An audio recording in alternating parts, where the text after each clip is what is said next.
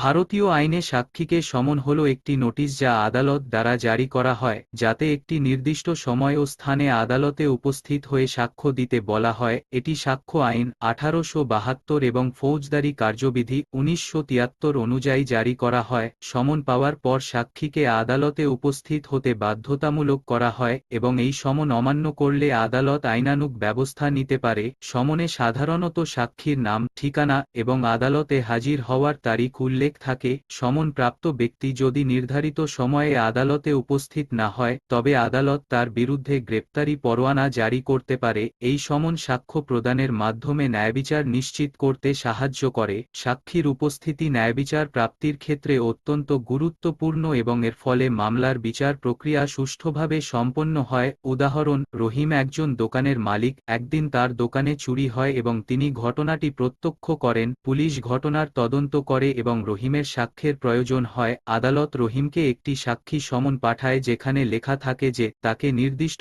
তারিখে আদালতে উপস্থিত হয়ে চুরির বিষয়ে সাক্ষ্য দিতে হবে। রহিম সেই তারিখে আদালতে উপস্থিত হয়ে চুরির ঘটনার বিষয়ে যা দেখেছেন তা বিচারকের সামনে শপথ নিয়ে বলেন। এভাবে সাক্ষী সমন আইনি প্রক্রিয়ার একটি গুরুত্বপূর্ণ অংশ যা ন্যায়বিচার নিশ্চিত করতে সাহায্য করে। ধন্যবাদ।